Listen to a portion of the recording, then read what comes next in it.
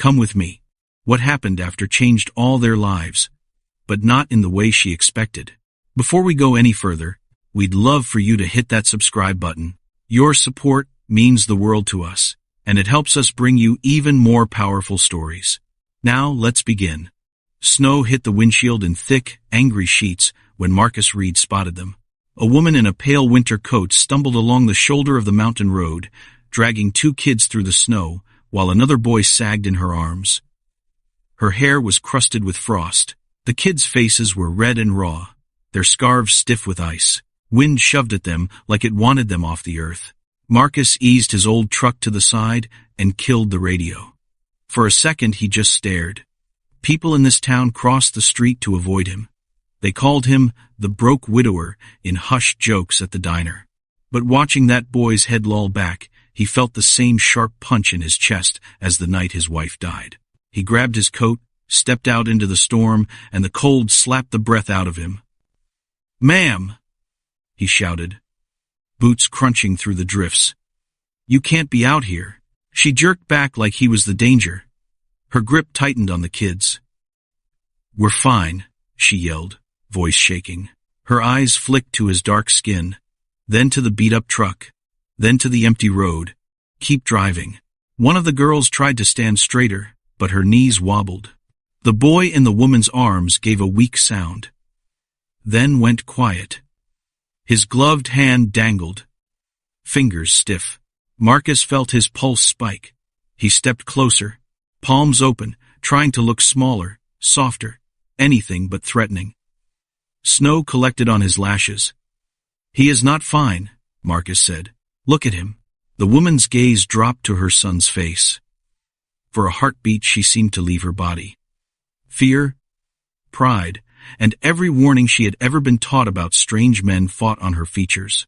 Headlights from a passing SUV skimmed over them and kept going. Nobody stopped. Marcus swallowed the sting. Of course they would drive by. "Listen," he said, voice lower now, almost a secret. "My place is 10 minutes from here." "I don't know you," she whispered. "That's fine," he replied. "But the storm does not care who you trust." The wind rose, sharp and wild, pushing the kids sideways. The smallest one started to cry, a thin, broken sound ripped away by the cold. Marcus took one more step and held out his arms for the boy. His hands shook, not from fear of her, but from the memory of a hospital hallway and a doctor who would not meet his eyes. "Come with me," he said quietly. "No one survives this mountain alone." For a second, nobody moved.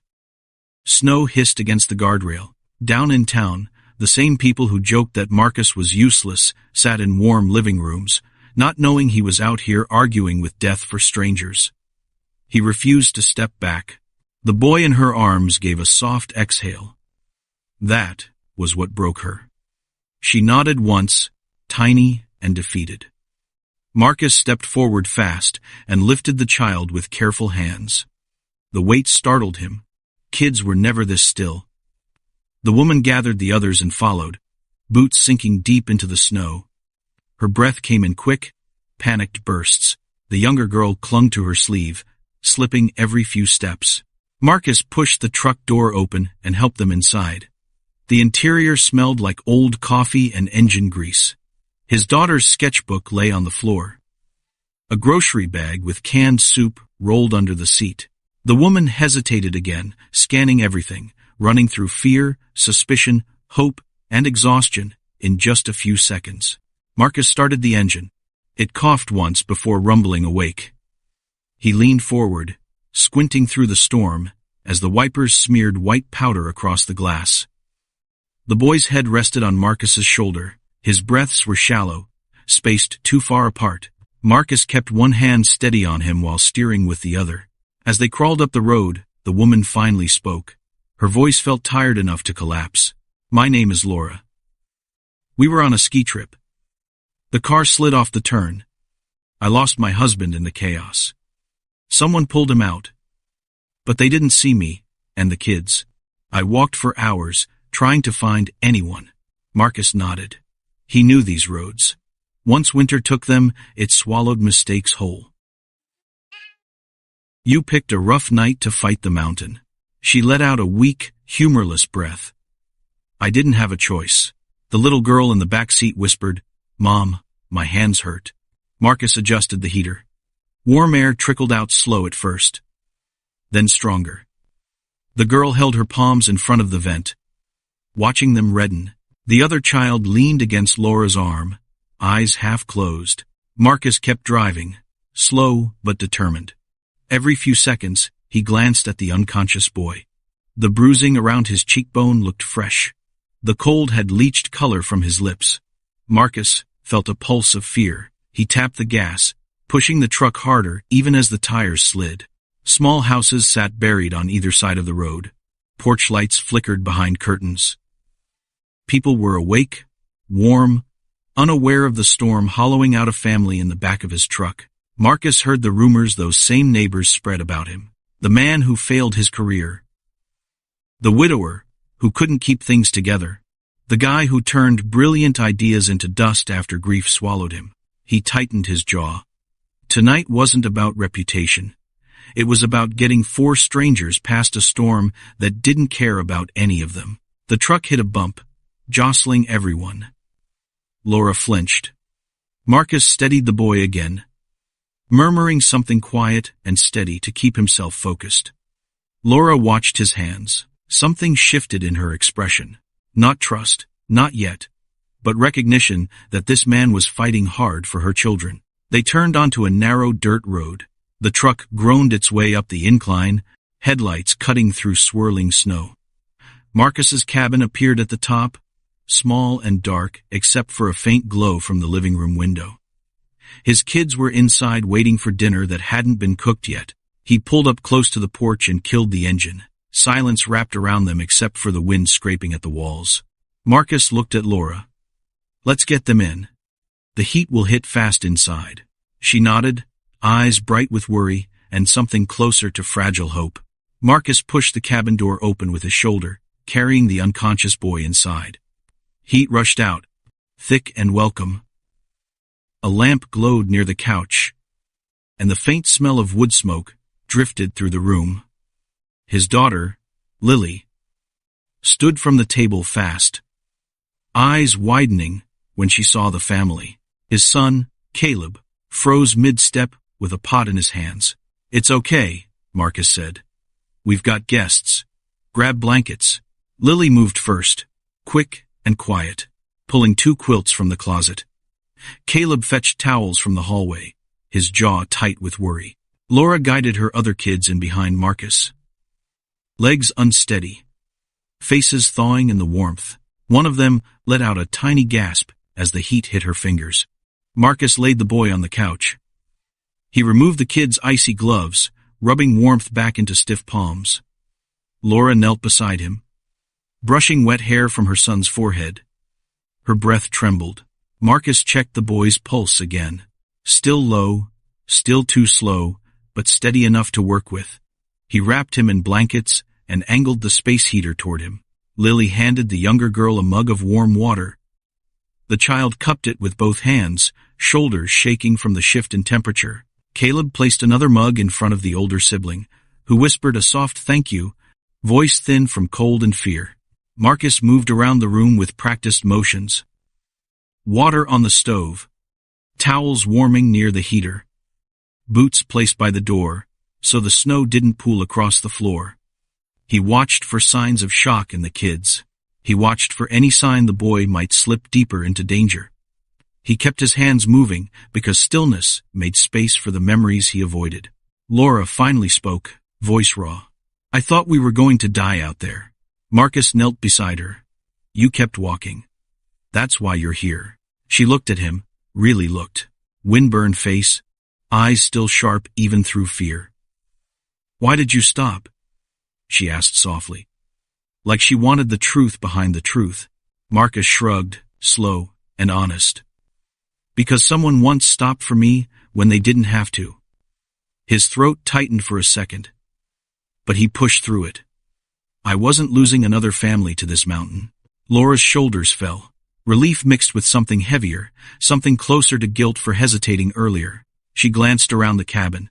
taking in the worn furniture, the kids' drawings taped to the fridge, the stack of unopened mail on the counter. It wasn't much, but it was safe. It was warm. It was exactly what she needed. The storm slammed against the windows again. The sound made her flinch. Marcus noticed. "It can't get in," he said. "You're safe here." Her younger daughter, now wrapped in Lily's quilt, inched closer to the heater. Caleb sat nearby, stirring the pot on the stove, glancing back at the boy on the couch every few seconds. Laura watched these small kindnesses, and something softened in her expression. She took a breath, steadying herself. We slid off the cliff turn. The car rolled. My husband got pulled out by a guide who didn't see us. I climbed out the other side with the kids, but the snow was already burying the tracks. I kept thinking he would come back for us. Marcus nodded. Storms twist direction. It's easy to miss things in whiteout conditions. I kept walking toward the lights on the ridge, she said. I didn't know if anyone would find us.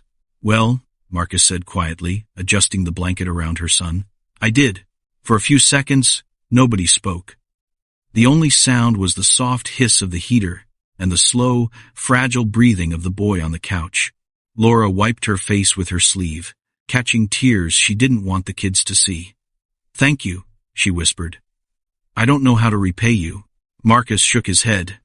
Just get warm. That's enough for tonight. She looked at him again, this time with recognition.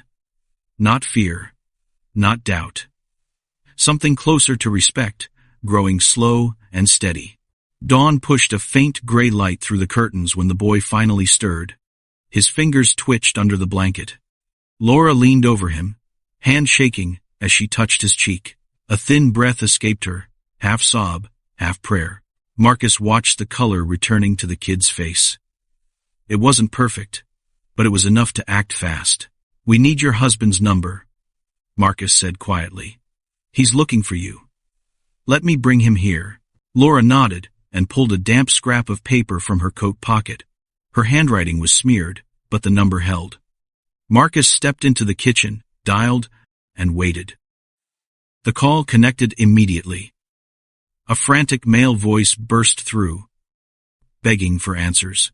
Marcus spoke steady, keeping the man calm, giving the address, explaining the condition of the kids. When he hung up, Laura's eyes were locked on him. How long? She asked. He said he's already on the road. The house shifted into a quiet, urgent rhythm. Caleb cleaned the space around the couch. Lily reheated broth on the stove. The younger kids rested against Laura, their bodies no longer stiff from cold but heavy with exhaustion. Marcus checked the boy again, adjusting blankets, watching the rise and fall of his chest. Laura followed every motion, her trust now solid and unspoken. Outside, the storm weakened. Snow still drifted across the yard, but the sky looked lighter, almost forgiving. Marcus stepped onto the porch for a moment, breathing the sharp cold. He looked down at the tire tracks leading to his cabin. Soon they would fill, disappearing like the night before, leaving no trace of the danger that nearly swallowed 4 people whole. Engines rumbled in the distance, not the slow grind of local trucks. Something heavier, faster. Marcus walked to the porch steps just as a black SUV cut through the last curve and skidded to a stop in front of his cabin. The door flew open. A man in an expensive winter coat jumped out, running through the snow before the vehicle fully settled. He stormed past Marcus without hesitation, bursting into the cabin. The moment he saw his wife and kids, he dropped to his knees. His sobs cracked through the room, raw and unpolished. Laura wrapped her arms around him, shaking with relief. The kids clung to both of them. Even the boy on the couch reached weakly toward his father. Marcus stayed at the doorway, giving them the moment. The man eventually stood and looked at him, eyes red, breath uneven. He walked toward Marcus with a kind of stunned disbelief. You saved them. Marcus shifted his weight, uncomfortable under the intensity. I just did what anyone should. The man shook his head hard. No. People drove past last night. I know